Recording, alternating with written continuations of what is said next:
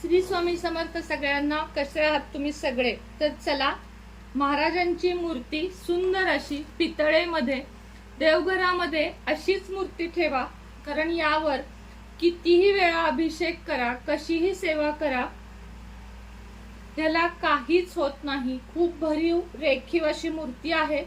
ज्यांना ज्यांना हवी त्यांनी नक्की घ्या, वरती नंबर दिलेला आहे.